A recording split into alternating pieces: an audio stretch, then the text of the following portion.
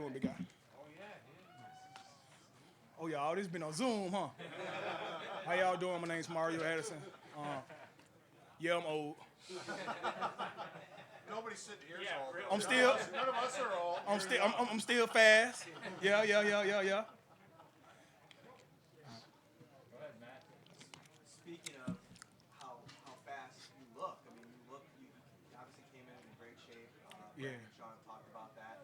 How do you feel, and how is the first week or so here, and especially today, going for you? I feel amazing. To be quite honest, since I didn't come to like OTAs, but I came back from camp, I had to get my legs back under me. And I feel as though I was moving fast, but I didn't have everything I wasn't putting everything together. But now since we, where we at now, I'm back. I feel real good.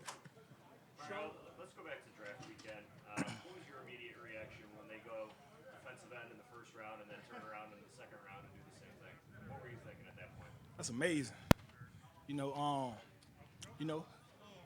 I don't want to play 50 snaps a game. 50, 60 snaps a game. These guys that can, play as well. And when you have guys in there, young guys that can contribute the same way you do, they're what the team needs. And, I'm here to coach those guys up, play my role, whatever my role is on this team. I'm going to play the best of my ability. And like you said, when they drafted the young guys, I was happy for the team. To follow on that, Brandon said, I think, maybe as soon as the draft had ended, before maybe it was even over, that you had already reached out to them to welcome them to the team, to say congratulations. Yeah. That idea of being that veteran leader, I mean, some guys could maybe feel threatened by that. Yeah, more definitely, man. At the end of the day, those young guys got to show up the same way I do. Every morning, they got to brush their teeth. They got to put their pads on. They got to come out here and dominate a motivated man who's trying to feed their family. But if you don't do that, you won't be playing. So at the end of the day, they got to prove themselves. I ain't just going to give it to you. I'm going to coach you up, you know what I'm saying, point you in the right direction. But at the end of the day, you got to do it for yourself. Sean's quote this morning was, "It's a grown man's league when you put the pads on." Yeah. You want to know what that mean? Bone on bone. You know what that mean? No. That mean you got to dominate the man in front of you. And if you don't, you're going to get dominated. Is it something like thinking about today? You've been doing this a while. When you put the pad, I mean, are you mentally getting ready for a day like today? Like this is my 11th training camp. At the end of the day, I know these guys gonna come hard. So I know I got to elevate my game no matter what.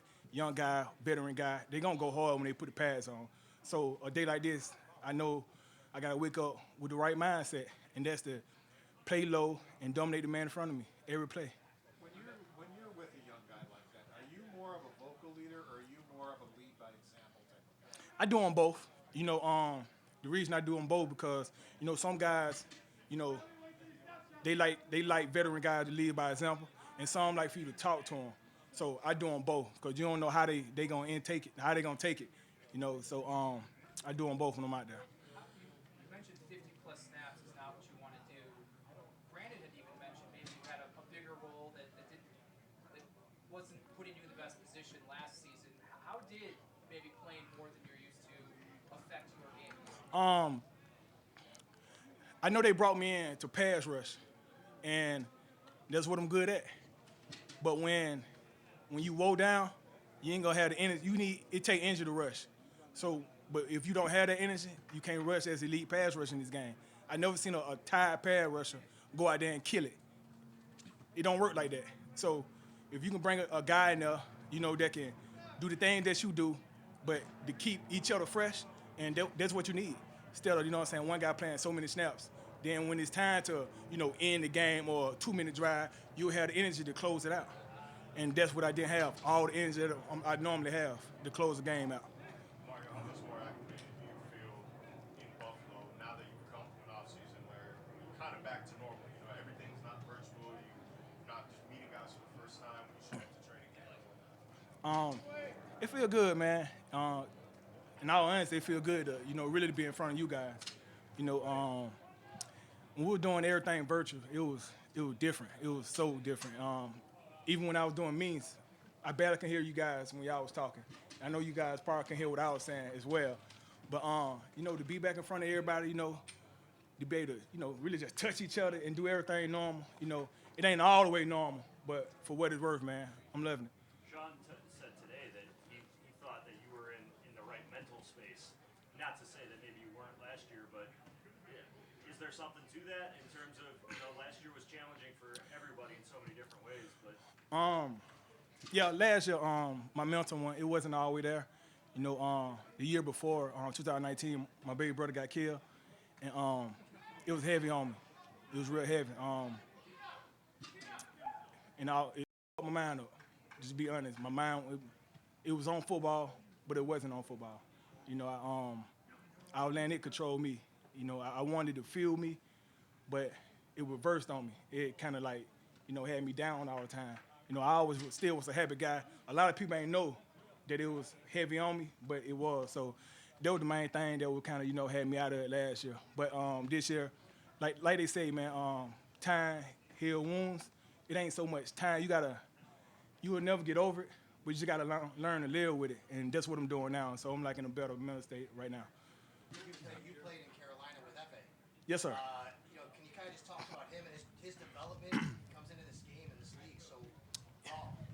Man, so FA is this young strong guy that didn't play, little league football, middle school, high school, not even college.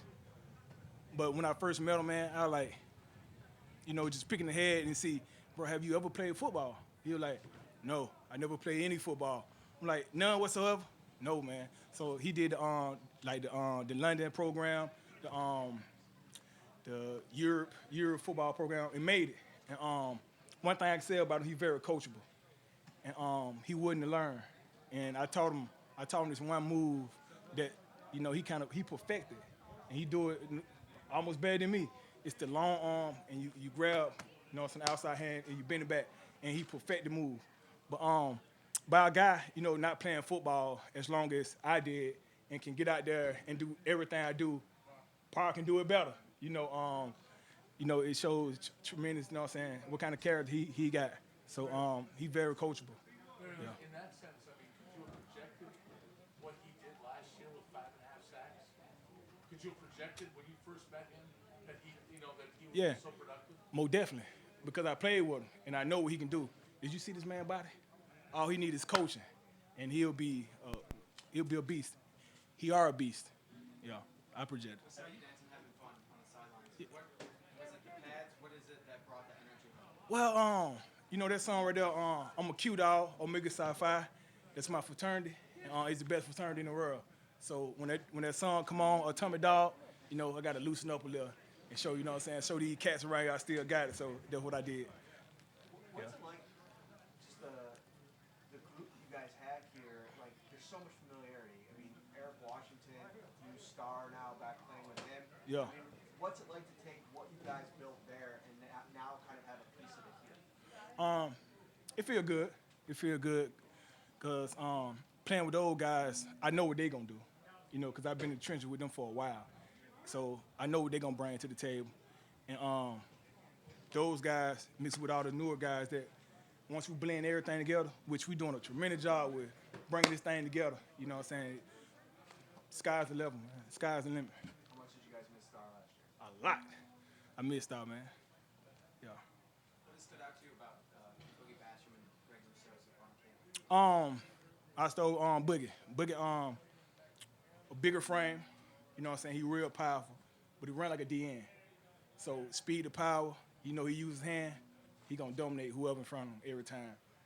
And Greg, long guy, Amazon, Godzilla, you gotta look up to him all the time. So when I'm talking to him, I'm looking up like, dang, bro, you a big guy, So looking up to him and, seeing how he's setting the edge and rushing, using all his length, it's tremendous. Like he's coming off the ball, punching, and the guy barely getting out of his stance. I'm like, damn, but he got long arms, You got to use those to your advantage. And both of those guys are very coachable, and they can be a bit in this league. How have you seen AJ Epenesa kind of develop from this time last year to now? AJ is ready. Hands down, AJ is ready. The things that he did last year, he did good last year. But the things he's doing now, watch out for AJ. AJ a mother.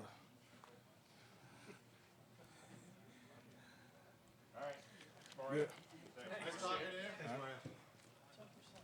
Thank you very much. No problem.